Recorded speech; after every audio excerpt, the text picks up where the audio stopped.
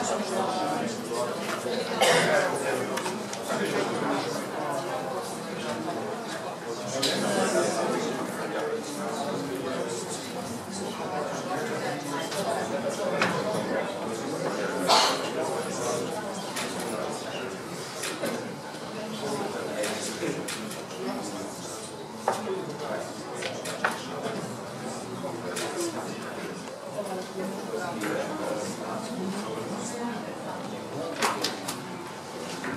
we start? Okay. Thank you. Dear participants, dear colleagues, and dear Green friends, my name is Synergies, and I'm the Program Manager of the Green Economy Congress, and I have the pleasure to welcome you to the second Green Economy Congress in a sunny Belgrade today. The organizing team started this project believing that the economy of the future will be green. We believe in the future where the global consumption of natural resources is regulated to the point where nature's capacity to regenerate is secure. We believe in a low-carbon, sustainable economy with a focus on dialogue, knowledge exchange, and wide participation.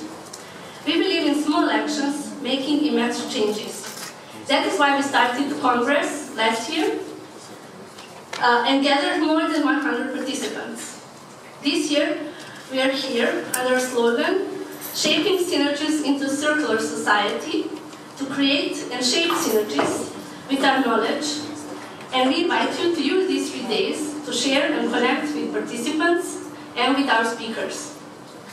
There is a growing need for the world to strive for prosperity in new ways. We are now building a circular economy, a new economic model in which consumption is based on using services like sharing, renting, and recycling instead of owning things. Adoption of new circular business models based on material reuse and improved efficiency can only bring benefits and give the companies competitive edge. In parallel, it will lead to significant emission reductions, contributing to our ambitious climate policy targets and improving the quality of life in Europe. It is clearly a winning strategy. Circular business models, recirculation of materials, and greater material efficiency of products are the keys to building competitive net zero emission industrial economy in Europe and in the world. Green Economy Congress is a result of a collaborative effort of numerous partners and supporters. Congress is organized by the Group for Analysis and Policy Making, a network from Belgrade, with the support of the Green European Foundation, Center for Sustainable Development of Serbia, Serbian Chamber of Commerce, Junior Chamber International, University of Belgrade Faculty of Geography, Ecotech Hub, Circular Economy Club from London, and with support of our media partners, Balkan Green Energy News, Green Minutes, EcoFest, Feminism Portal, and Recycling Biz Portal. And I want to thank all of them for organizing this. This year we will have a 3-day program with a wide range of topics. Today we will talk about public policies for circular economy, innovations in agribusiness, local avant-garde policies, new EU circular economy package, and role of women in smart and green development. Our second day will be dedicated to different models for financing green businesses and the role of activism in development of environmental conscience. I would like especially to recommend the 3rd day of our Congress that will be organized at the Faculty of Geography, and where participants will have the opportunity to meet green economy organizations and startup companies from Serbia and to share with them. Before we proceed to the opening panel, we thought it is important first to see how the circular economy looks in practice, and we will show you a video that Organization for Security and Cooperation in Europe made. They could not be here with us today, but the video is definitely a worth introduction into how actually circular economy works in practice in Serbia today.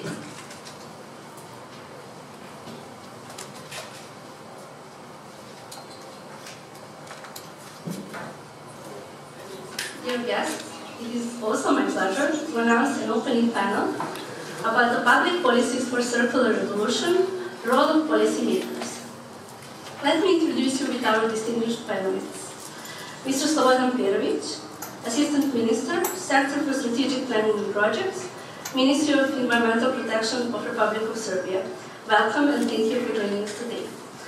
Mr. Antoine Avignon, from EU Delegation in Serbia. Welcome. Mr. Joran Jansen, EU Green Capital of Europe 2018, Nijmegen. Welcome. And Mr. Dusan Vasiljevic, expert from Western Balkans Consulting Group. I wish a warm welcome for all of you. Organizers of this Congress work on the green economy development in the region for 4 years now, and what is our conclusion is that for the development of green and circular economy, the necessary precondition is coherent public policy, like strategic and legislative framework.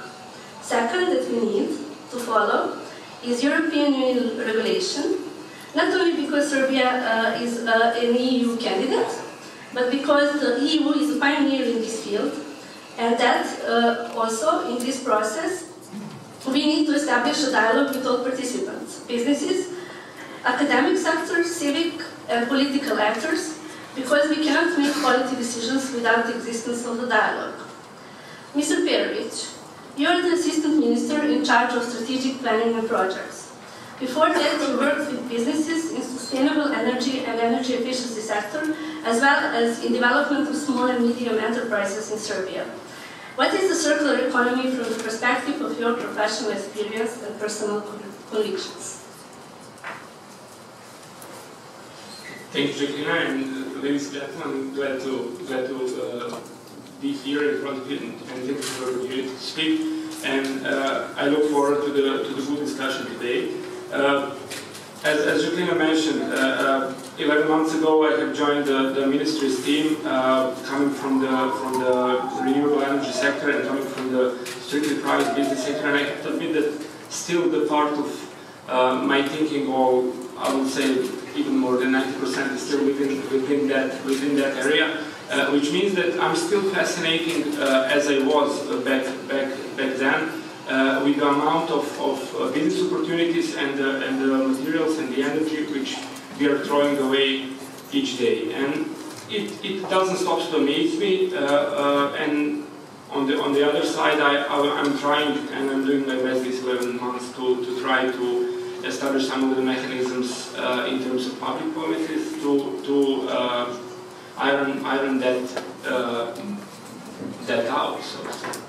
So in that sense, circular economy being one of the cornerstones of the environmental policies and environmental protection in Europe and hopefully in Serbia, is being undermined for the course of years. With the new organization of the ministry, we have formed the group for circular economy, which still has 0 employees, and that really reflects much of the determination to go that way. I have to tell you that if you want to see, and this is not new news, if you want to see where one country is going, you have to see the budget, and the budget is the best example and the most vivid example of the public policy which that country is undertaking generally. Out of 11 billion dinars which you collect from environmental taxes and fees, 5.8 is being returned through the budget of the Ministry of Environmental Protection, which leaves us with the simple conclusion that all of the money has been collected as a branded of green is actually not being utilized that way. In that sense, and without employees in that group or that unit, the humble plans for the next year on behalf of the ministry is to establish a dialogue and to use the existing format that you already have. And I have to thank you for keeping the light all these years. And it's nothing new to see that SMEs, academia, and the businesses are actually always the side we have to learn from. And this is the only way to have iterative dialogue and to have as much inclusive process as possible in order to define public policy. So, under the umbrella of the UNDP existing projects, for the next year we are planning to initiate and formalize dialogue to encompass or to make a framework for the future green economy policy in Serbia. New law on planning system has been enforced on October 26, which is like 5 days ago, and this will make necessary order in the public policy, so to say, public policy alive in Serbia. Having that said, I have to stress out that currently we have several operating strategies, numerous programs and action plan which usually does not correspond to each other. And in that sense, the strategies which we are working now and being funded with kindly support of EU delegation here are the most important waste management strategy, and the second important public policy documents are related to the specific plans for the directive-specific implementation plans, especially for the Waste Framework Directive and for the Landfill Directive. That three documents will actually guide our way to the circular economy public policy documents for the next year, but also not only in terms of our desire to and need to harmonize our legislation with the EU, but also in terms to see how we can bridge the gap of 10 or 20 years which we actually lost by not investing in the sector.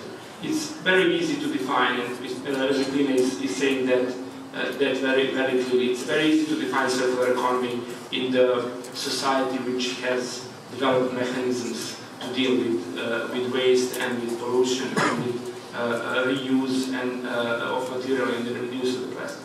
In our society, it's very difficult.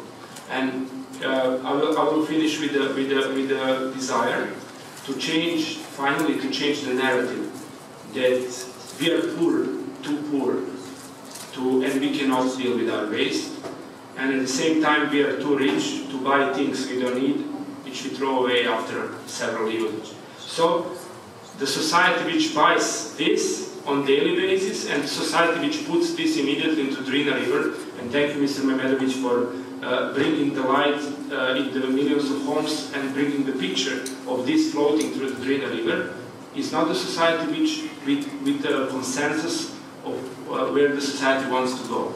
So if we want to make a system which deals with our waste, then we can enjoy in our daily benefits and throw these bottles away and make it again the part of the reuse cycle. Thank you, Slogan. Mr. Aminur, you are working for some time in EU delegation as a program manager in the environmental sector in Serbia, but you also worked for some time in Albania, so you have a clear picture about the environmental landscape. I would like to ask you the same question. How will you explain the circular economy concept to our participants? Thank you, Žeklina. Dobar dan, everyone. I'm also very happy to be here and be invited to talk about this important topic. I think the videos we have seen talk for themselves. This is what we want to do. So I used to say that, you know, a nice movie about the reality of startup and economy companies that can bring circular economy into practice is better than a long speech. But to answer your question, for me, being in the Western Balkans since more than 10 years, we are seeing the change in very centralized economy and to economies that are favorizing more the startup and the young entrepreneurs. And this is where the EU wants to help. That's what the EU is already doing in the member states. This is why we have made a circular economy package, and we have set up some very ambitious targets for waste, especially. This is why we are trying to put some mechanisms, some of them that Slobodan well described, those mechanisms that allow better information, better flowing of information, and putting together the economic actors and freeing the markets by enabling a good legal background. This in Serbia and in the Western Balkans in general is a bit lagging behind, but we see these initiatives, and I think these are the leaders of tomorrow's economy. So this is the models and the examples that we want to, with public policies, ministry that is following the acquis, the European acquis, in the wider context of the Serbia accession to the EU. Those public policies we will help Serbia to have. So we are looking to help Serbia to integrate the EU circular economy package within its own legislation. Or why not to make it even more ambitious? Why not?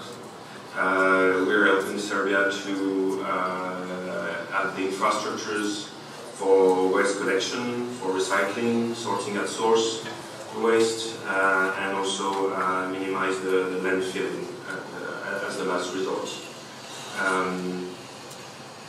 We have at the EU it's a large set of support, but again, the innovation and the spirit of entrepreneurship comes from you, and this is something we cannot decide by a project, a program, or a legislation. So this is very important for us to see how the entrepreneurship and together with the lawmakers are able to make this happen. And we will together with the other member states and with the other friends of Serbia, international institutions, we will support as much this process as we do in the EU member states, because we believe in transformation. We believe, as Slogan also said, we believe in changing the way the things are done. The earth is finite, the resources are limited, and if we continue to exploit in this way, it's just bad for us. We are basically killing ourselves.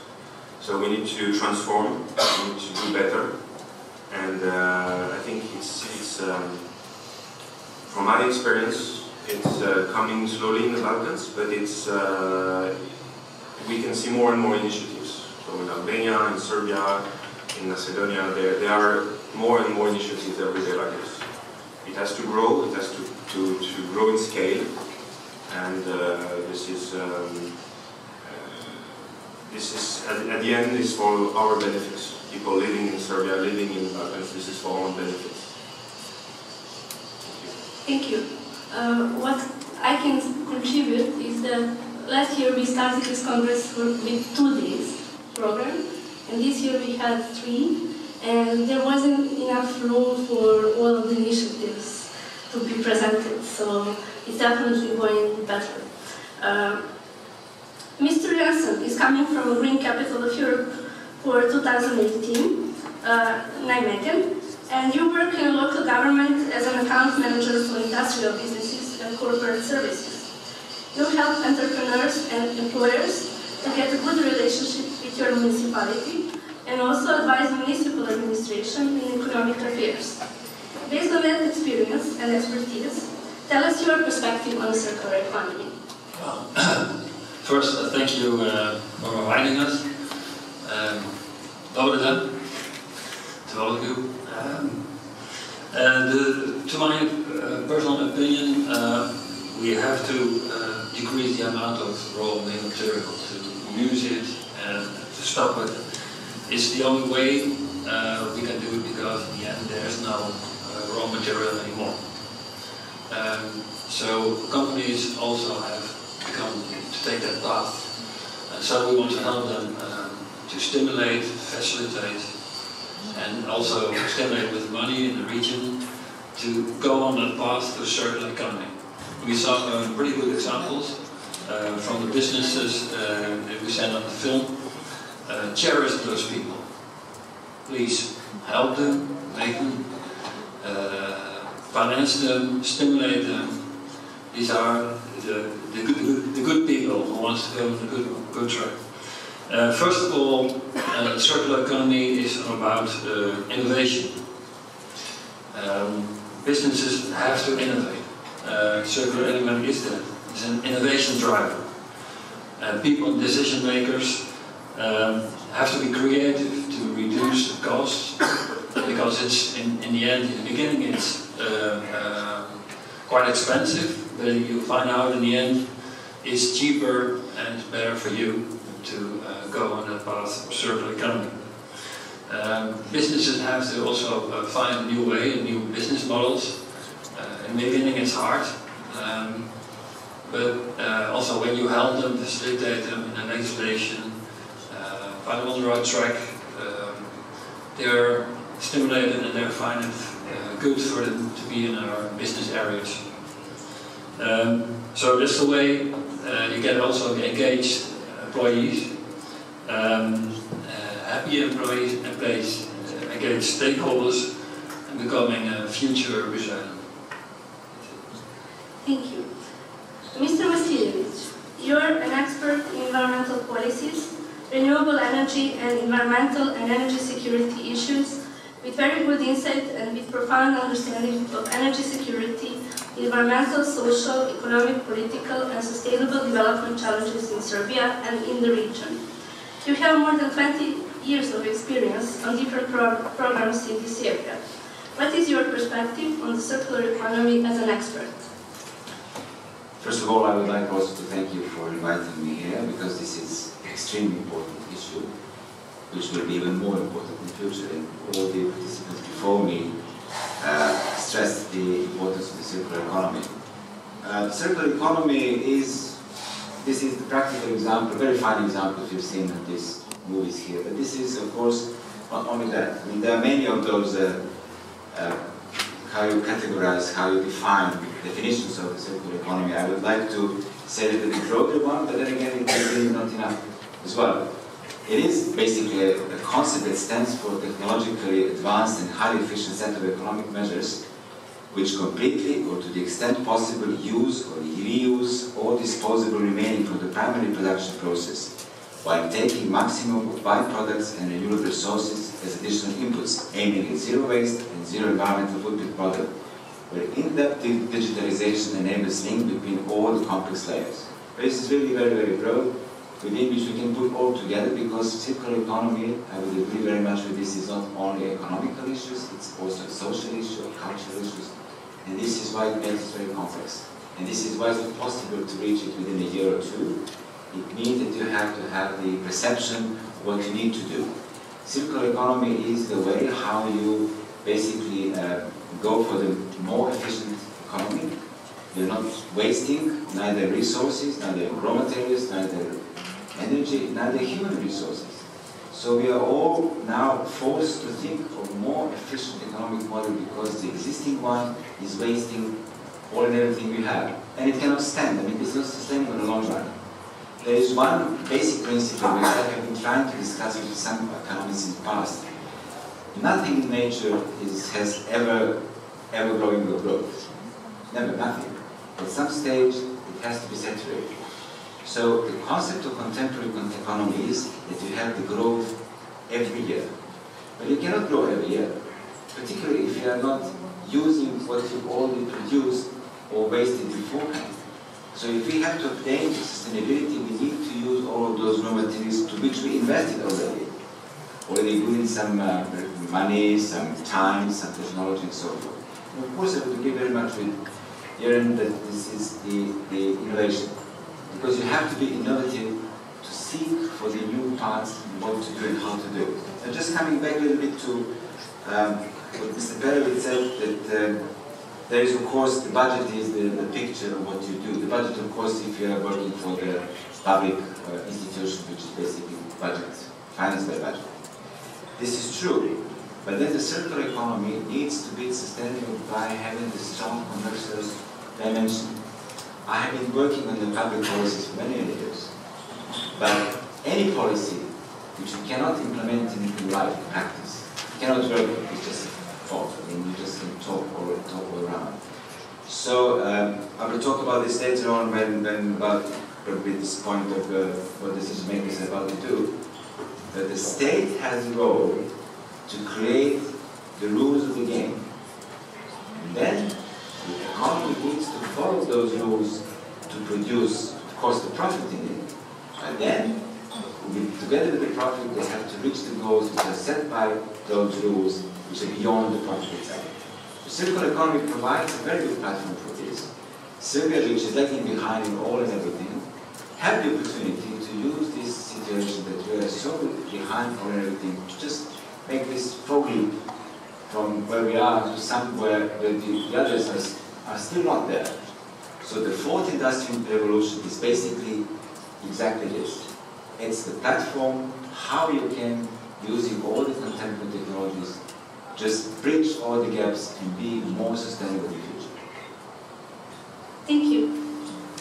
Since we heard what our panelists think that circular economy is, and you more or less answered my second question about the importance of coherent public policies for the development of circular economy, I would like to ask you, in your opinion, how can decision makers and business sectors adapt to these new policies? Do they understand them, and how can they support them? Slogan, you want first? Thank you. First of all, it's very important to set a course. Not for 1 year, not for 2 years, 5 years, 10 years, till eternity, I would say. And hold on to it. Hold on to it, work together with their businesses, the corporates, the local government, regional, national, university, education, talk about it and make it a high place for yourself. So, and the government as a role model, as we are as a European Green Capital, also for other cities in Europe, especially for middle-sized cities in Europe, we in Ireland have to be a launching customer for the products and a launching customer for your procurement. We have to stimulate it and facilitate it in our legislation, not by putting the rules overboard, but find a way to interpret the rules, because it's a process, and in getting the right licenses, it's also done because it was earlier said in the movie before, there are rules, and it's also harmful to overrule them because of healthy and the environment also. But you have to speed up the processes for the businesses who want to be served. That's the main point. Thank you, Mr. Perovic.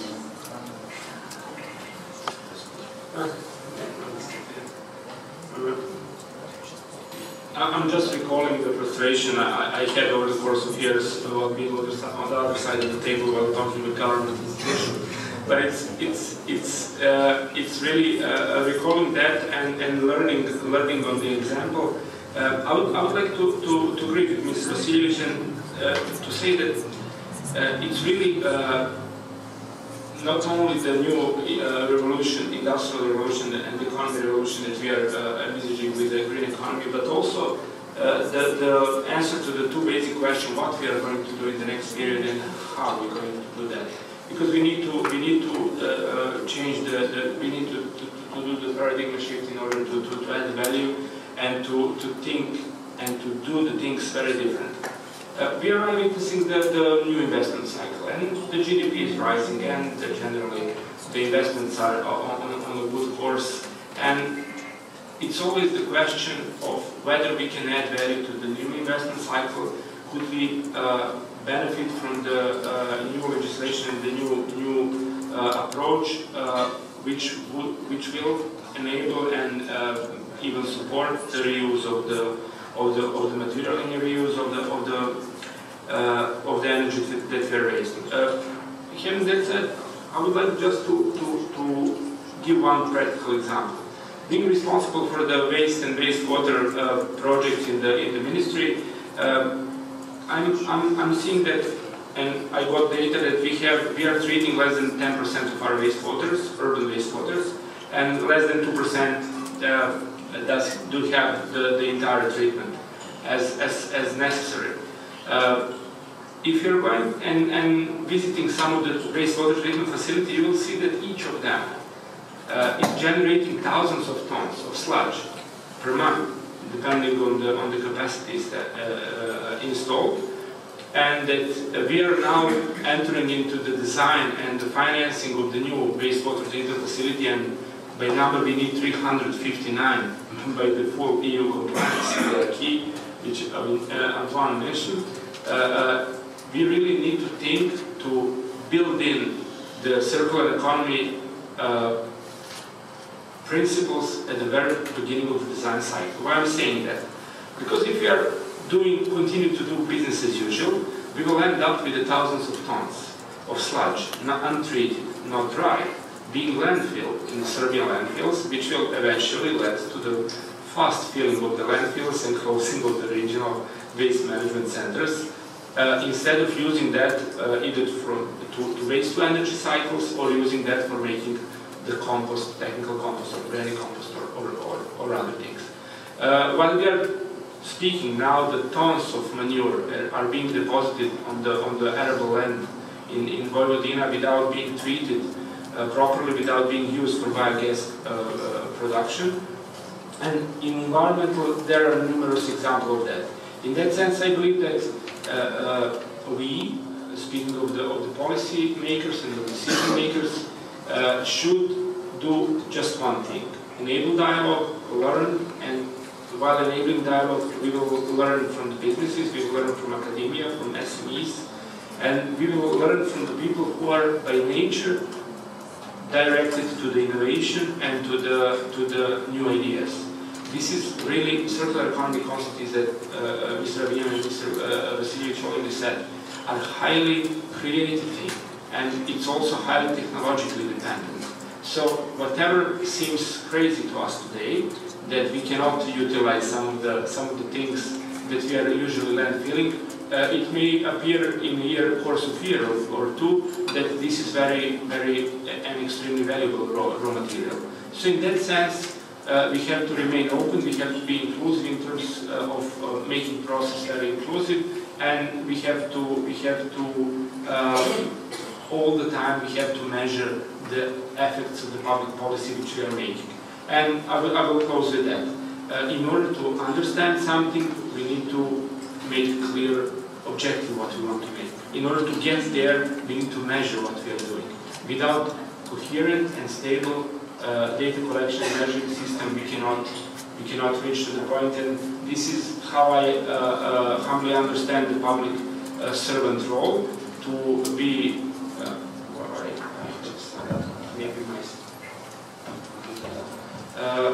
to be held responsible for the actions and for the laws that we are making, but also to stay along the process to make necessary changes in very transparent and inclusive process as possible.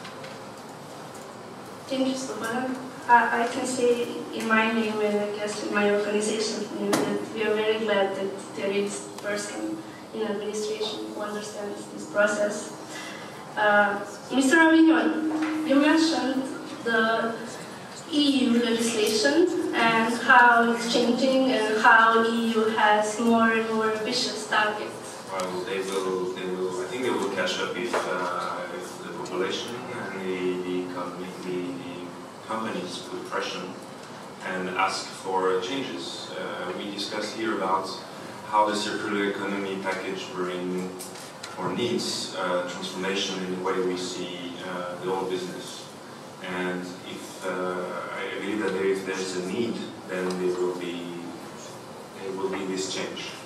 Of course, the policymakers, and whether it's at the national level, regional level, at municipal level, and with the help of the Friends of Serbia, the EU, the member states, the other IFIs, international financing institutions, IFIs, are here to help. But they will not, again, they will not replace the core thing, which is the entrepreneurship and the capacity to see where people can start changing the business. And for me, it all comes back to, it boils down to what our ancestors were doing. You know, it's very common sense. grandparents were not throwing things away. They were reusing, they were trying to recycle. The resources were limited. People were not living in that much luxury, relative luxury that we have. And they were much more careful with the resources they have at home. I can talk about my grandmother for hours. She was very careful, you know, coming from the Second World War and going through this. She was very careful with the food, the clothes, everything she would reuse as much as possible. I think we all have a grandmother that is keeping plastic bags and nails and things, and it becomes huge, and then she has this in the cupboard, and sometimes it could be alright, it could be horrific, but it's there, and sometimes you find things that you can use. That's at the level of a house, but that's the spirit. And when you translate this to company, to growing industry, then you can also put this spirit in motion and have and this is what we call a circular economy. It's nothing new, but we live in a society where I buy this, I put this in a bin, I buy a phone, there's a new one coming, I buy a new one, and the change is, do I care about the very fine metals that are in this, and the people who've been extracting this under the conditions they have there in Africa, for example, and can be reused. If it can be reused, is the cost of my smartphone is going to be maybe half of it. So I have an interest in this. And this is where policymakers can probably encourage and stimulate this to happen by understanding those changes and applying perhaps common sense rules. If there are tons of things we can do in Serbia, for example. The waste, municipal waste, is not recycled enough. So we try to encourage companies to recycle more. So but then talked about sludge management coming from waste treatment plant. This has many possible uses, and so on and so on and so on. So it's how policymakers will be able to accompany that change. And again, I think the videos we saw, and I would like to also ask questions to the audiences. What do you think? What is unleashing entrepreneurs to go faster and to go better? And they have to tell, in this case, you. They have to tell him what are the barriers, what are legal barriers, what are the financing barriers, and what is unleashing the startups and circular economy companies to do better. And this is, I think Slogan also mentioned, this is dialogue that we need, because we are humble enough to understand that we don't have the answers to everything. And we also have limited resources. So we need to have this dialogue in order to understand what we can do at legal level, financial level, technical level, to change the business, how business is done. Thank you. Mr. Vasiljevic, you work for 20 years with decision makers and businesses as a consultant. What do you tell them? It's not the point what I tell, it's the point what they hear. But there is, when you refer to decision makers and how they do their job, they should do their job. Also, Mr. Perovic said that, mentioned sometimes strategies here. I mean, usually it sounds very simple, but it's not. I mean, if you want to create policies in some area, in fact, the administration needs to deliver strategy which is based, first of all, on the consensus of some kind of academia and political elite and whatever it is. But then you need to know, before you go for this strategy, first of all, the first step you need to have is to make a snapshot of the situation you are in. And then also, not only where you are, but at least you have to know why you are there. It's very important, because if you made some good stuff or bad stuff, in order to avoid it in future, you need to know why do you have, for example, a situation in the waste management as it is now in Serbia, for example. Then you have to see and to know what resources you have. Are they human, financial, time, all kinds of supports, and then you create a plan how you reach your targets from your strategy. Of course, the strategy should be realistic, not to say that, I don't know, the Serbia in 25 years will be something that cannot be, or can be more than it is. And then you make the legislation, which is the rules of the game, how you reach from the state of situation you are now to something you're planning to be in 10, 15, 25, 50 years. This is ideal stuff, but it never works, I mean, or very rarely. Now, what we can do is at least try to see some niches in this process, make them visible as successful ones, and then say, okay, see this successful case, let's really try to do this more while than it is as we can think to be doing. Now, as far as this legislation as a rules of the game, they need to have the tools how to monitor the whole process. We are, in fact, the tools are usually the inspections, which are monitoring the implementation of the law. And then, when you say how the stakeholders, meaning the companies, the people, and so forth, understand the circular economy, there are two ways. One is, of course, education. The second one is so-called taking care of. You need to introduce incentives and fines. It's always done. If you go to the most developed countries in the world, you will see that after some time of, well, implementing and taking care of stuff, they start to think in that way. I've seen many cases in, say, northern European countries or Switzerland and everything where people seem to be very much aware of the issues, but they became aware of the issues over the time. And they adopt it as a proper approach to something that is really important for them as well. So this is not an easy, I mean, we can talk all day around it and months and so forth, but if we are aware of the complexity of the process, then we can make an achievement. Then we can see those good practice examples as really a role model for something that could be done. It's a small, but we have to nourish them not to be lost in this energy. Because you can see in the practice many good initiatives that have been lost because they're not part of the system. They're just small bits and pieces, not systematic. But this is the role of the state. To first of all, to set up the rules, to identify the good examples, and then to support them strongly, and then make them financially viable and sustainable in the future. That's how it will be done. Circular economy is a good platform, it could be used for that, but it won't give any result by itself. No way. Economic entities, companies, they need to see their profit in there. I mean, no company looks for love, for Serbia, for everything. No.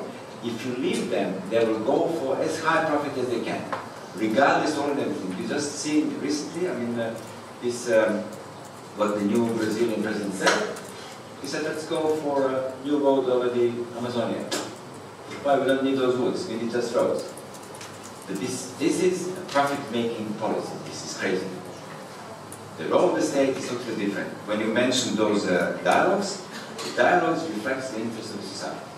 And then you introduce the dialogue and setting up the rules of the game. That's what I was telling. If you ask me, the Brazilian president is a populist and he didn't took into account environmental costs. Yeah. Thank you very much for your statements. I'm going now to open the floor for your questions and comments. Feel free to ask. Yeah. Anybody? Question for Mr. Perovic, my name is Dan Berg. I'm an independent consultant here in Serbia. Just to get the number right, you said you were collecting green fees in Serbia. It was 11 billion dinar, and you're spending, you said about half of that on recycling. What happens to the other half?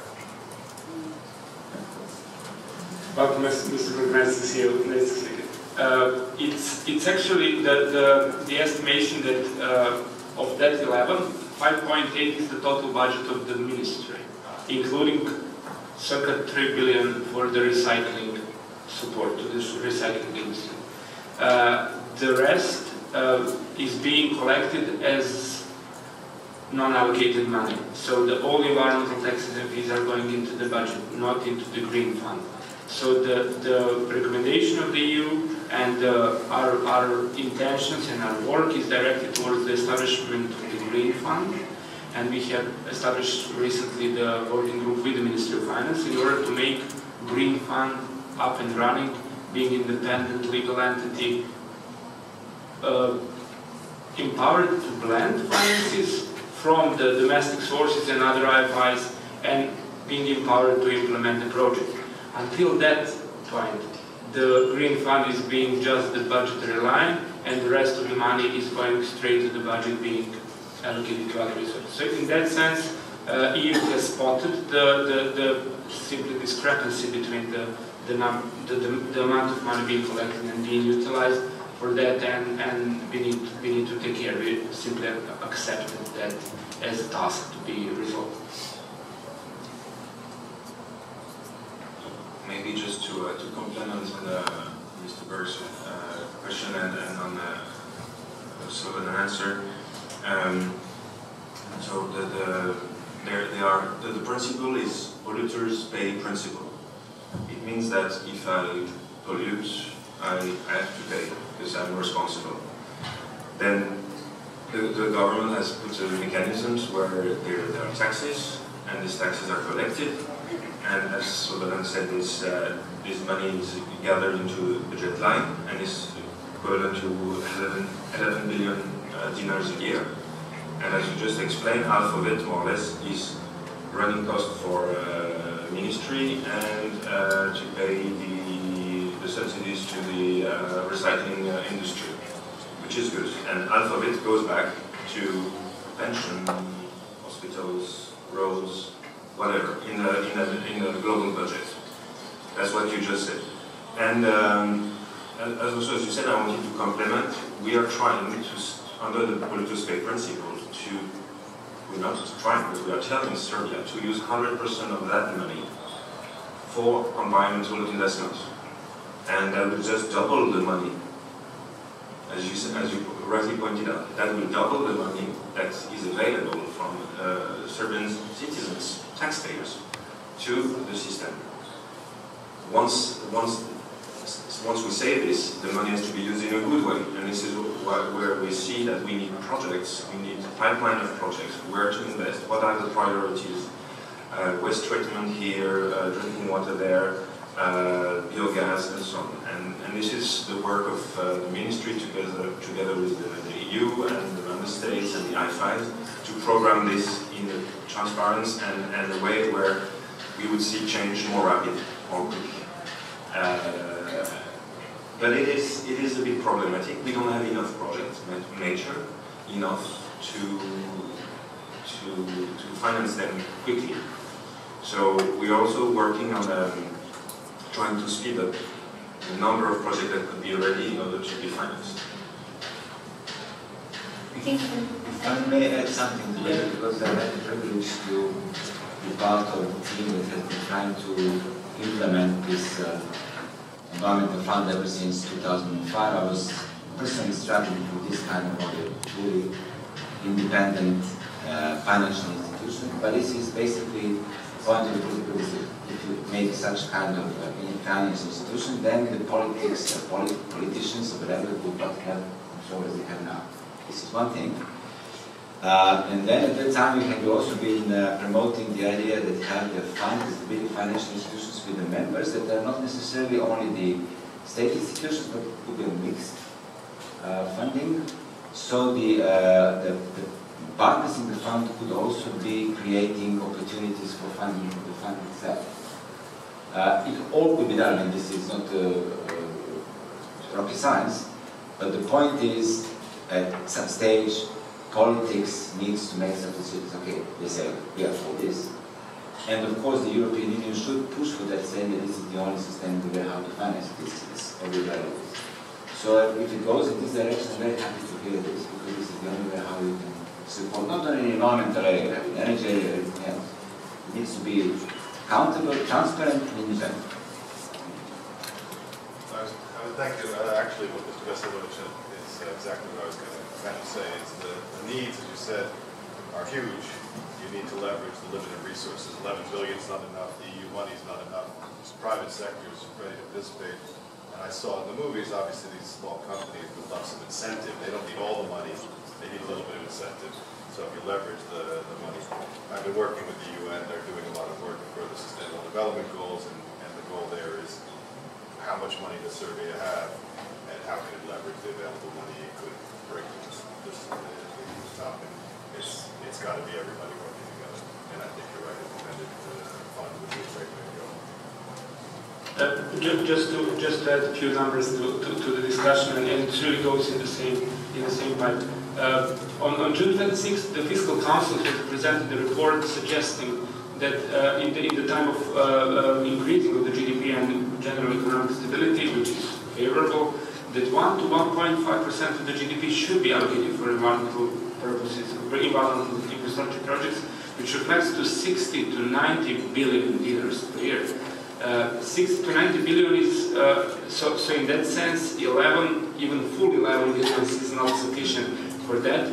Although Mr. Vignon has pointed out that the number of and the maturity of the projects for the capital infrastructure in the environment has not still yet been successfully completed. So we are now working with a very limited number of projects, which is again the question not only how much money, but also how to implement. So one of the key pillars of the architectural future green fund, as we envisage that, is the implementation agency which will work with that. Of course, the rest is I can just fully cope and fully agree with what Mr. Vasilievich just said. Thank you. If anybody has an urgent and very important questions, ask. If not, we are finished. We spent some time. No? Okay. Thank you very much for contributing to the Green Economy Congress. I invite you all to stay on the next panels, because there will be really important and really inspiring examples of the green economy. And tomorrow we'll talk about financing the green economy and also using the innovative solutions like crowdfunding. So I also invite you to come tomorrow if you have time. We have 10-minute break. The coffee is in the lobby. And